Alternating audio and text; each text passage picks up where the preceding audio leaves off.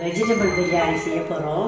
யூஸ்வலாக செய்கிற மாதிரி கொஞ்சம் டிஃப்ரெண்ட்டாக செய்யலாம்னு சொல்லிட்டு செய்கிறோம். இதுக்கு தயிர் பால் எதுவும் சேர்க்காம அதுக்கு பதிலாக இந்த முந்திரி பருப்பு ஒரு 6-7 பருப்பு ஒரு பத்த தேங்காய் அரைச்சி ஊற்றி செய்ய போகிறோம். ஃபஸ்ட்டு அரிசி பாருங்கள், 300 கிராம் அரிசி, இது 1.5 கப்பு பிரியாணி அரிசி, பாசுமதி அரிசி. அதுக்கு காய்கறி வெங்காயம், பெரிய வெங்காயம் இந்த மாதிரி நீட்டாக அரிஞ்சிருக்கு. பச்சை மிளகாய் 4 பச்சை மிளகாய் போட்டிருக்கேன். ஒரு எலுமிச்சை மிளகாய் கடைசியாக பொழிஞ்சு விடணும். உருளைக்கிழங்கு ஒரு உருளைக்கிழங்கு, கேரட் பெரிய கேரட் 1, பீன்ஸ் ஒரு 10-15 100 கிராம் பீன்ஸ், இது 3 காயும் போட்டிருக்கேன். தக்காளி ஒரே ஒரு தக்காளி அரிஞ்சு வச்சுருக்கேன். இஞ்சி பூண்டு ஒரு 10 பல், இஞ்சி ஒரு துண்டு கட் பண்ணி வச்சுருக்கேன். இதை தட்டி போடணும். மிளகாத்தூள் Kashmiri red chilli powder 1 spoon. ஏன்னா பச்சை மிளகாய் போடுறோம், அதனால் இது கொஞ்சம் கம்மி பண்ணி போடணும். உப்பு தேவையான அளவு. உங்களுக்கு அளவு தெரியலன்னா ஒரு 200 கிராம் கப் தலை தட்டி 1 ஸ்பூன் போட்டிங்கன்னா உப்பு கரெக்டாக இருக்கும். நான் இப்போ இதில் 1.5 ஸ்பூன் எடுத்திருக்கேன். இது புதினா கொத்தமல்லி 1 கப்பு ஃபுல்லாக எடுத்திருக்கேன். சோம்பு 1 ஸ்பூன், விரிஞ்சி இலை 3, பட்டை ஒரு 4, லவங்கம் ஒரு 5-6 போட்டிருக்கேன். நெய் 1 ஸ்பூன், எண்ணெய் ஒரு 100 கிராம் ஊற்றி அதில் இதை தாளிச்சிட்டு அதுக்கப்புறம் ஒன்றா போட்டு செய்யணும். இது கரம் மசாலா பவுடர் ஒரு 1/2 ஸ்பூன் எடுத்து வச்சுருக்கேன். முதல்ல பாசுமதி அரிசியை தண்ணியில் ஊற போட்டுடணும். ஒரே ஒரு தடவை வாஷ் பண்ணி கழுவிட்டு அந்த தண்ணியை இழுத்துட்டு அப்படியே ஊற போடணும். கொஞ்சமாக தண்ணி ஊற்றி ஊற போடணும். ஊறிக்கிட்டே இருக்கட்டும். அதுக்கப்புறம் நம்ம தாளிப்ப ஆரம்பிக்கலாம். பாருங்கள், குக்கர்லேயே தாளிச்சிடலாம். குக்கரில் அடுப்பில் வச்சுட்டு 100 கிராம் எண்ணெய் ஊற்றுறேன். நீங்கள் என்ன யூஸ் பண்ணுறீங்களோ அந்த எண்ணெயை போட்டுக்கோங்க. பாருங்கள், அந்த 100 கிராம் எண்ணெயோட 1 ஸ்பூன் நெய்யும் விட்டுக்கிறேன். பிரிஞ்சி இலை பாருங்கள், 4 பட்டை, லவங்கமும் சோம்பு அதில் போடுறேன். நல்லா எண்ணெய் சூடிட்டு அது பொரியட்டும். நல்லா வெடிச்சு வரும், அது வரைக்கும் நம்ம வெயிட் பண்ணலாம். நல்லா வெடிச்சிடுச்சு. இப்போ இதில் இஞ்சி பூண்டு பேஸ்ட்டு நசுக்கி போட்டிருக்கேன். நீங்கள் அரைச்சி கூட போடலாம். இந்த 4 பச்சை மிளகாய் போடுறேன்.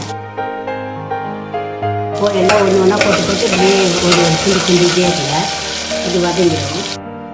அதோட கொஞ்சம் அரிஞ்சு வச்சு ஒரு பெரிய வெங்காயத்தை போட்டுறேன்.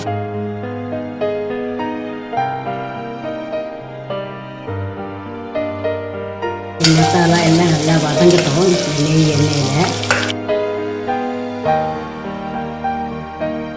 இந்த ஒரு 10 தேங்காவையும் 6-7 வெந்தரி பருப்பையும் மிக்சியில் போட்டு நல்லா நைஸாக அரைச்சி வச்சுக்கணும். ரெடியாக பாருங்கள், வெங்காயம் நல்லா வதங்கிடுச்சு. பச்சை மிளகாய் வெங்காயம் எல்லாம் நல்லா வதங்கிடுச்சு. அதில் ஒரே ஒரு தக்காளி அரிஞ்சு வச்சுருந்தால அதை போட்டு 1 கப் புதினா கொத்தமல்லி இருக்குது, அதையும் போட்டு வதக்கணும்.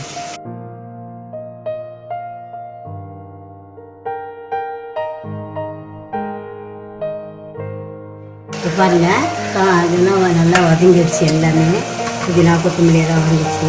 கேரட், பீன்ஸ், உருளைக்கிழங்கு இது 3த்தையும் போட்டு சும்மா ஒரு வதக்கு வதக்கிங்கன்னா போதும். ஏன்னா திருப்பி அது வேக போகுது இல்லையா.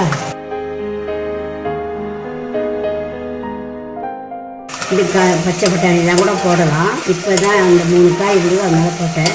இப்போ ஒரு வதக்கு வதக்கியாச்சு. இதிலே போட்ட 1 ஸ்பூன் மிளகாய் அதை போட்டுடலாம். தேவையான உப்பு,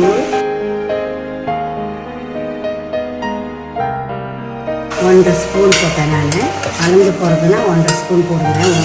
1.5 கப்புன்றதால 1.5 ஸ்பூன் போட்டேன். மிளகாத்தூள், உப்பு எல்லாம் போட்டு கலந்தாச்சு.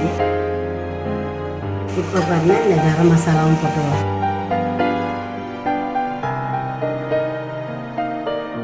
கரம் மசாலா, உப்பு, மிளகாத்தூள் எல்லாம் நல்லா வதங்கிடுச்சு. எண்ணெயில் காயும் நல்லா வதங்கிச்சு. அதோடைய இந்த அரிசியும் போட்டுருங்க. இப்போ அரிசி காய் எல்லாத்துக்கும் சேர்த்து தான் 1.5 ஸ்பூன் உப்பு போட்டிருக்கோம். சமைக்க ஆரம்பிக்கும் போது தண்ணியில் எடுத்து ஊற போட்டிருந்தோம். இப்போ அந்த தண்ணியை எடுத்துட்டு வெறும் அரிசி மட்டும் எடுத்து இந்த எண்ணெயை கலக்கிறோம்.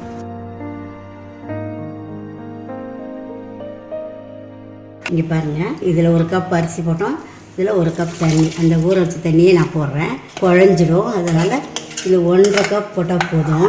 1 கப் தண்ணி ஊற்றியாச்சு. இன்னொரு அரை கப் வந்து அந்த தேங்காயும் முந்திரி பருப்பும் அரைச்சி வச்சுருக்கோம் இல்லையா, அதையும் அளந்து தான் ஊற்றணும். அப்படியே ஊற்றக்கூடாது, ஜாஸ்தியாகிடும் தண்ணி. தேங்காயும் முந்திரி பருப்பும் அரைச்சது அதை ஊற்றியார் எல்லாம் போட்டாச்சு. இதை ஒரு கிளறி விட்டுருங்க.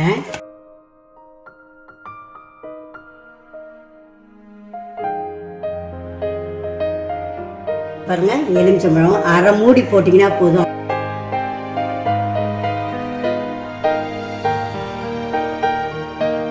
இப்போ இதை டேஸ்ட் பண்ணி பாருங்கள், உப்பு காரம் சரியாக இருக்கான்ட்டு.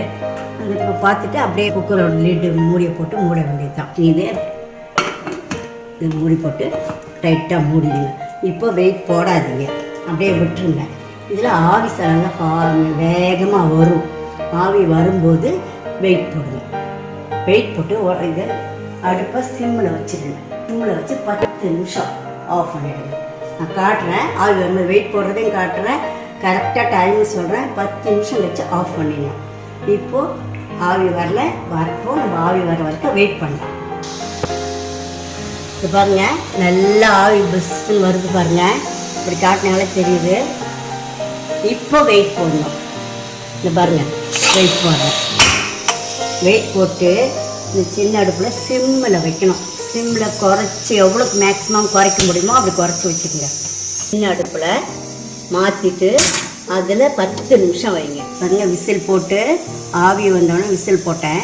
விசில் போட்டோடனே சிம்மில் தீயை குறைச்சி எடுத்து வச்சுட்டு இந்த வெயிட்டை போட்டுட்டு 10 நிமிஷம் வச்சுருந்தேன். இப்போ 10 நிமிஷம் ஆயிடுச்சு, இறக்கி வச்சுப்போம். இந்த வெயிட் இறங்குற வரைக்கும் வெயிட் பண்ணலாம். அதுக்குள்ளே இந்த வெயிட் இறக்கிறதுக்குள்ளே நம்ம கத்திரிக்காய் செஞ்சிடலாம். அதுக்கு சைடாக கத்திரிக்காய் மசாலா செஞ்சிடலாம். பாருங்கள், வெயிட் இறங்கிடுச்சு. இப்போ நான் வெயிட் எடுத்துடுறேன். திறந்து பார்க்கலாம். நல்லா வெந்துடுச்சு. அடியில் ஒட்டாமல் நல்லா வந்துருக்கா பார்க்கலாம். இந்த பாருங்கள், நல்லா வந்துடுச்சு. 1.5 கப்பு தான் போட்டோம், நல்லா வெந்துடுச்சு பாருங்கள். நல்லா அடியிலையும் ஒட்டலை பாருங்கள். கமகமான வாசனையாக சூப்பராக இருக்குது. ரெடி ஆகிடுச்சு. டேஸ்ட் பண்ணிட்டு எப்படி இருக்குது சொல்லுங்கள். இட்ஸ் பியூட்டிஃபுல் லுக், நல்லா இருக்குது. ஸ்மெல்ஸ் உள்ள வரும்போது நல்ல ஒரு பிரியாணி வாசனை. எப்போவுமே அந்த பிரியாணி வாசனையே அது வந்து that will speak about the preparation. Well cooked rice, the just required amount of the spices, salt, காரம் எல்லாமே ஜஸ்ட் என்ன இருக்கணுமோ அந்த அளவுக்கு. It's beautiful taste. It is really good. Thanks.